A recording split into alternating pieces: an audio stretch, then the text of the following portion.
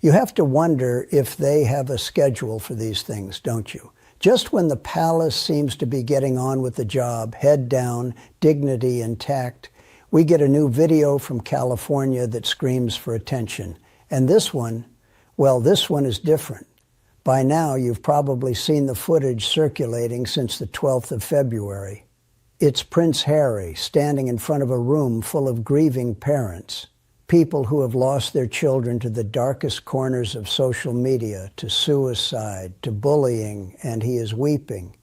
He is fighting back tears, his voice cracking as he tells them, "None of you should be here." It's a powerful image, isn't it? On the surface, it's the heartbreaking sight of a father empathizing with the worst pain imaginable. But look a little closer, listen a little harder to what was actually said, and the story starts to shift. Because while the tears were flowing, the narrative, as it always seems to do with the Sussexes, somehow circled back to him, and that is where the real heat is coming from today. Hello, everyone, and welcome back. We need to talk about what happened on February 12th, because this isn't just another Harry Speaks moment. This is a pivotal point that tells us exactly where his head is at, and unfortunately, it might be stuck in the past. The headline is "The Emotion." The video shows the Duke of Sussex deeply moved, struggling to get his words out as he addresses these families involved in a landmark legal battle against social media giants. He says, "None of you should be here," acknowledging the tragedy that brought them together. It's the kind of phrase that should land with pure, unadulterated empathy. It's what you say when you are entirely focused on the person in front of you. But then came the comparison. In the middle of this incredibly sensitive address, Harry dropped a reference that has people scratching their heads and, quite frankly, rolling their eyes. He referred to the fight against these tech companies as a David versus Goliath situation. Now, on its own, that's a fair metaphor, little guys versus big tech. But we know Harry. We've listened to his speeches for the last 4 years. David versus Goliath is the exact same terminology he used to describe his own personal legal battles against the British tabloids over phone hacking. By reusing this specific phrase, he is consciously or subconsciously drawing a parallel between parents who buried their teenage children and his own struggle with reading nasty headlines about himself in the Daily Mail 20 years ago. This is why the internet is on fire with this story. It's the conflation of tragedies. One is the ultimate loss, the death of a child. The other is an invasion of privacy, yes, and certainly unpleasant, but it is a legal dispute about phone messages and reputation. To link them, even thematically, feels incredibly tone-deaf to many observers. Critics are already pointing out that this is a classic trait we've seen from Montecito, the inability to separate a global cause from a personal vendetta. When he says truth, justice, and accountability, those are the three things that will come from this. Are we talking about the safety of children on TikTok, or are we talking about Harry's crusade to change the media landscape because he didn't like how he was covered? The lines are so blurred now that it's hard to tell where the philanthropy ends and the personal grievance begins. And let's talk about the tears themselves. I'm not saying they aren't real. I'm sure he is sad. Any parent would be heartbroken hearing those stories. But there is a performative element to this that we can't ignore. It's the camera angles, the release of the footage at the exact moment the royal family is trying to maintain a business-as-usual front in the UK. It feels produced. It feels like content. And that's the tragedy of the Sussex brand right now. Even when they are doing something objectively good, like supporting grieving families, it gets tainted by this suspicion that it's all part of a PR strategy to rehabilitate their image as the empathetic royals versus the cold institution back home. The phrase, "none of you should be here," is haunting, but it also carries a double meaning when you look at the broader context of Harry's life. He shouldn't be there either, in a way. He should be in London supporting his father and brother, doing this kind of work under the banner of the Commonwealth, with the full weight of the monarchy behind him. Instead, he's in a hotel ballroom or a rented event space trying to be a freelance statesman, using his own trauma as a currency to connect with people. It's effective in the moment, sure. Those parents likely felt heard. But for the rest of us watching, it feels like we are watching a man who is desperately trying to prove he still matters, that he is still a leader, even without the uniform and the palace balcony. The backlash on social media has been swift. People are asking, why does he always make it about his own fights?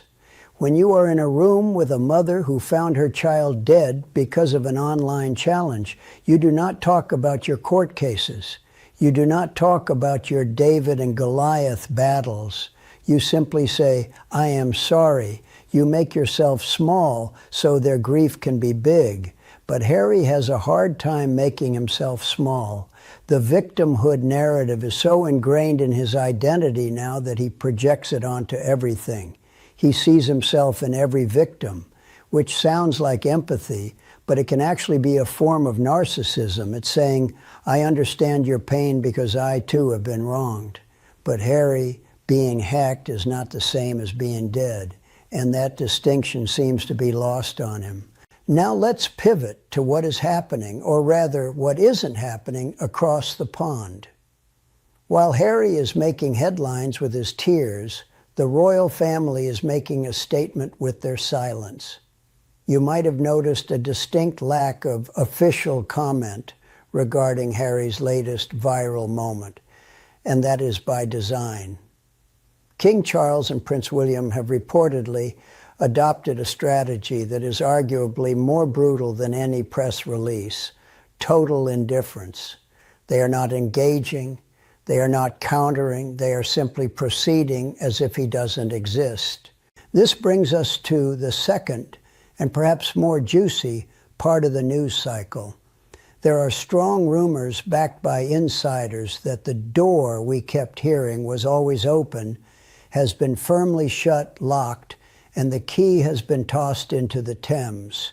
We are hearing about a blockade, a literal strategic wall being built by the senior royals, specifically William, Charles, and the formidable Princess Anne, to prevent Harry from returning to any kind of official role. Think about the timing. Harry is out here crying on camera, looking vulnerable, perhaps hoping that this display of emotion will soften hearts back in London. "Look at me," the video seems to say. "I am a good man, a caring man. I am doing the work." But the response from the palace is icy. They are busy. William is handling the duchy, Charles is managing his health and the state affairs, and Anne is being the hardest worker in the room, as always. They don't have time for the melodrama. The contrast is striking. You have Harry, the empath-in-chief, wearing his heart on his sleeve, demanding accountability from everyone, the press, the social media companies, his family. And then you have William, the statesman, who is stoic, silent, and focused on duty. It's the classic clash of the heir and the spare dynamics playing out in real time, but the stakes are higher now. It's not just about who gets the bigger bedroom at Balmoral anymore. It's about the survival of the monarchy versus the survival of the Sussex brand. And let's be honest, the David and Goliath comment was likely a dog whistle to his family too. When he talks about powerful institutions and accountability, he isn't just talking about Facebook or Instagram. He's talking about the firm. He's talking about the people who stripped him of his security, who stopped taking his calls, who leaked stories about him. He is still fighting that war, even while he's pretending to fight a different one for these parents, and the public is tired of it. We are tired of the coded messages. We are tired of the poor me subtext in every speech. The narcissism angle is something we really need to unpack. True narcissism isn't just loving yourself. It's the inability to see the world except through the lens of how it affects you. When Harry stands there and talks about truth and justice, he is using the language of his own legal battles. He is co-opting the suffering of these families to validate his own crusade. It's subtle, but it's there. And for the women watching, especially those of us who have dealt with narcissists in our own lives, maybe a difficult family member or an ex, we recognize the pattern.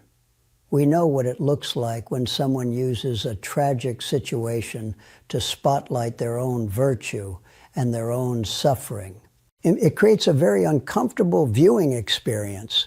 You want to root for him. You want to believe that the tears are 100% for the children, and maybe 90% of them are, but that 10% that is for Prince Harry, the victim of the British press, that's the part that ruins it. That's the part that makes you cringe, because a prince shouldn't be competing for sympathy with grieving commoners. A prince should be the rock. He should be the vessel for their grief, not a mirror reflecting his own. Meanwhile, reports are surfacing that this video has annoyed the palace, not because of the content. Everyone agrees social media safety is important, but because of the timing. It distracts, it pulls focus. Every time William steps out to do something for the homeless or for the environment, here comes a viral clip of Harry crying. It's a distraction campaign, intentional or not, and the king is reportedly weary of it. We are hearing that Charles, who is usually the softy, the one who wants peace, is finally listening to William and Anne. And what are they telling him? They are telling him that Harry is a liability, that you cannot bring someone back into the fold who films everything, who monetizes his emotions, and who cannot give a speech without making a dig at powerful institutions. The trust is gone. You can't have a working royal who equates his family structure to the Goliath that kills children. It's incompatible. So while Harry wipes his eyes in Los Angeles, the gates of Buckingham Palace are closing tighter. The David in his story might think he's fighting a giant, but the giant has simply stopped playing the game. They have walked off the field, and there is nothing more frustrating for a person who thrives on conflict than an opponent who refuses to fight back. Harry is swinging at air, and he's using these poor families as the backdrop for his shadow boxing. This brings us to the question of why now? Why this video on February 12th? Why the sudden ramp up in emotional content? Well, if we look at the rumors swirling around Montecito, things aren't exactly paradise over there. The brand is struggling. The jams aren't selling, or rather, they never really went on sale, did they? The podcasts are done. The Netflix deal is in its final stages. They need relevance. They need to be part of the conversation. And nothing cuts through the noise like a crying prince. It is a guaranteed viral moment. It triggers the algorithm. It gets the likes, the shares, the "oh, poor Harry" comments. But it also triggers the critics. It triggers the people who see through the act. And it certainly triggers the royal family, who view this as yet another example of why Harry can never be trusted with a half-in, half-out role. He simply doesn't know how to be dignified without being dramatic. He doesn't know how to serve without starring. As we move into the second part of this story, we need to look at the other half of this equation. Because if Harry is the crying face of the brand, Meghan is the brains and currently the panic behind the operation. While Harry's on stage, Meghan is reportedly behind the scenes, and the word meltdown is being used by more than one source. If Harry's tears are for the cameras, Meghan's hysterics are reportedly for the staff. The walls are closing in on the Sussex dream, and the reaction is not pretty. We're going to get into the details of the blockade rumor, the specific agreement between Charles, William, and Anne to freeze Harry out permanently. And we're going to talk about Meghan's reaction to this news. The blame game, the memoir threats, and the absolute chaos that is allegedly unfolding in Montecito as they realize the royal connection, their main source of currency, is being cut off for good. Stay tuned, because the tears in the video might be the only quiet moment in what is shaping up to be a very loud and messy breakdown of the Sussex strategy. You won't want to miss what the insiders are saying about Meghan's next move. It involves a pen, a lot of anger, and a scorched earth policy that could make Spare look like a children's book. The narrative is shifting, folks. The victim card is maxed out, and the Bank of Pa is closed. So what happens when the applause stops and the reality sets in? And speaking of voids, let's dive into the real meat of what's going on behind those gilded doors. You know how families can be, especially ones with crowns and castles. The whispers coming out of the palace these days are louder than ever, and they're all pointing to one thing: a full-on blockade against Harry ever stepping foot back into royal life. It's not just a casual no thanks, it's a strategic shutdown, and the key players aren't who you'd expect at first glance. Picture this: a hushed gathering at Sandringham, the kind of place where the royals go to hash out their biggest dramas away from prying eyes. Insiders are calling it Sandringham Summit 2.0, a nod to that infamous 2020 meeting where Harry and Meghan first laid out their half-in, half-out dreams, only to get slapped down by the late Queen. Well, fast forward to now, and apparently there's been another round of these intense family powwows. King Charles, still battling his health issues but determined to keep the ship steady, has reportedly sat down with William and, here's the twist, Princess Anne. Yes, Anne, the no-frills, horse-loving powerhouse who's always been the family's secret weapon. She's not one for the spotlight, but when it comes to protecting the institution, she's as fierce as they come. From what the grapevine is saying, William is the driving force here. He's resolute, unyielding, the future king who's had enough of the back and forth. Remember how Harry trashed the family in Spare? The digs at William, the accusations against Charles, the way he painted Camilla as some kind of villain. William hasn't forgotten a word of it. Sources close to the palace say he's made it crystal clear Harry can't be trusted. Not with duties, not with secrets, not even with a casual visit that might leak to the press. And Anne? She's backing him up 100%. She's the pragmatic one, the sister who sees Harry as a walking PR disaster.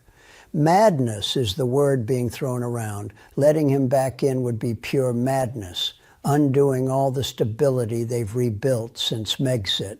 Charles is caught in the middle, of course. He's the dad who wants to mend fences, especially now with his own vulnerabilities out there.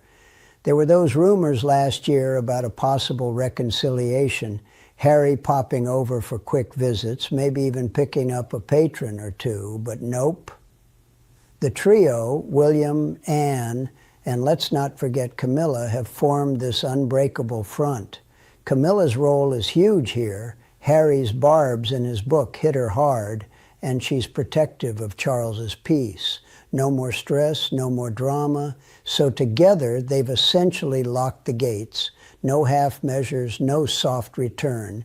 It's all or nothing. And for Harry, it's looking like nothing. You can almost feel the chill from across the Atlantic. Harry's been testing the waters, those subtle hints in interviews about wanting to help out, easing William's load while he's dealing with Catherine's recovery and his own duties. But William's not buying it. He's focused on the future, him, Catherine, their kids, and a slimmed-down monarchy that doesn't include loose cannons. Anne's influence is key.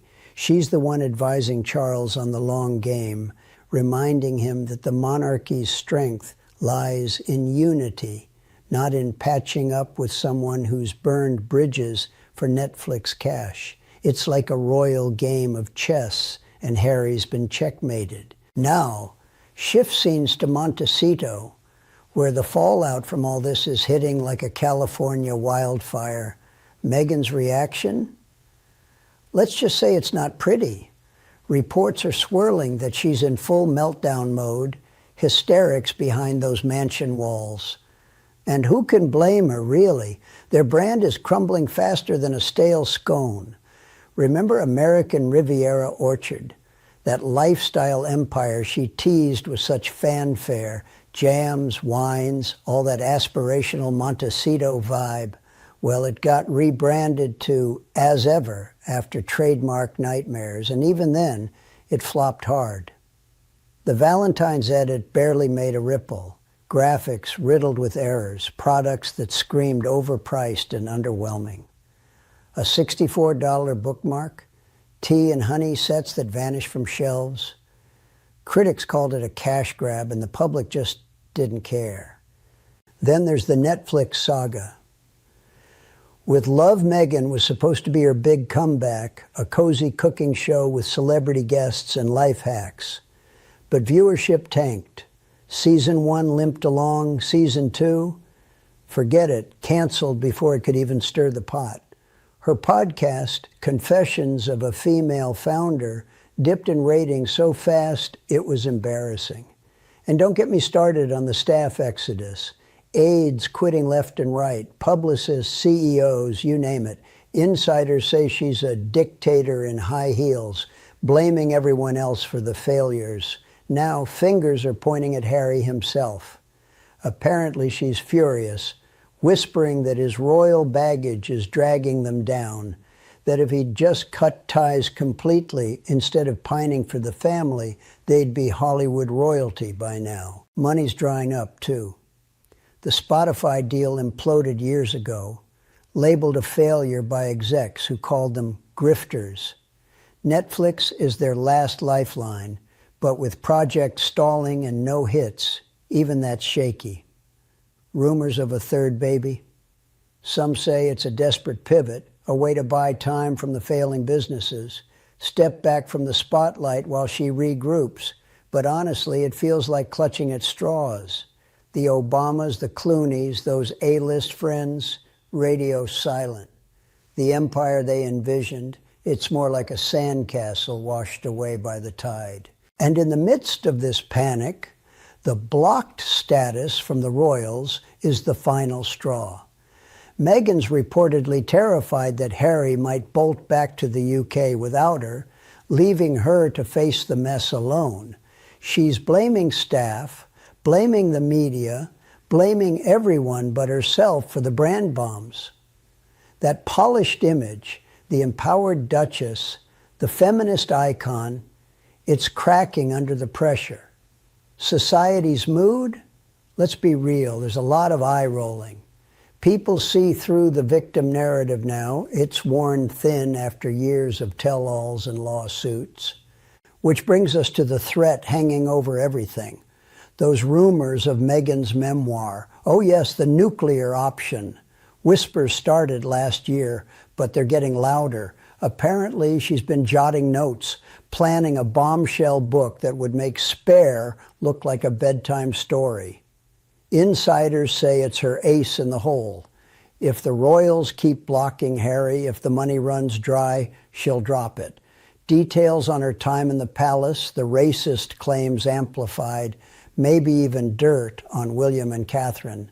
It's the ultimate revenge play, but risky.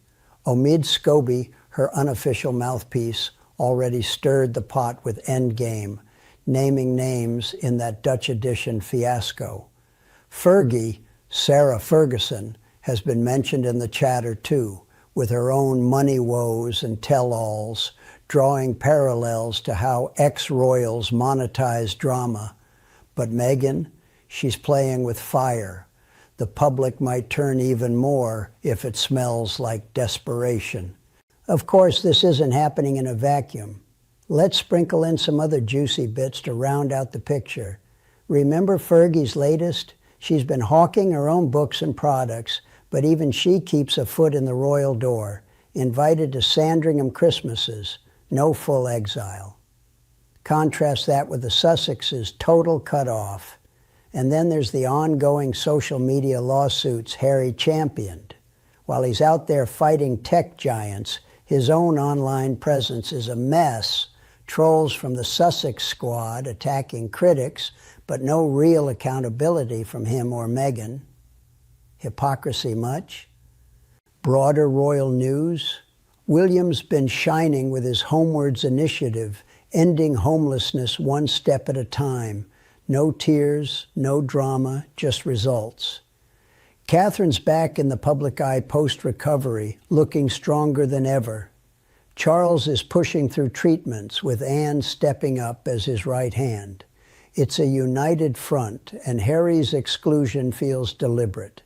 Even the Invictus Games, Harry's baby, are facing funding questions amid his other ventures.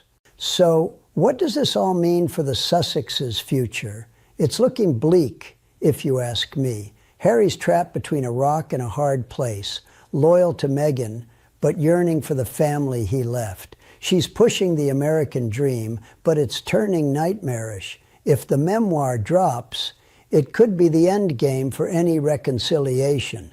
Money might force their hand. Reports say they're dipping into reserves, with no big deals on the horizon. A move back to the UK? Unlikely with the blockade in place. Maybe a quiet retreat, rebranding yet again, but the shine's off, the world's moved on. Harry's tears in that video? Maybe they're for more than just those parents. Perhaps it's the realization that the grass isn't greener and the door home is bolted shut. Meghan's hysterics, a sign that the fairy tale's fracturing. The royals are thriving without them, and that's the harshest cut of all. Will they bounce back? History says grifters adapt, but with trust eroded and opportunity shrinking, it might be time for a reality check. The Montecito bubble could burst any day now, and when it does, the fallout will be epic.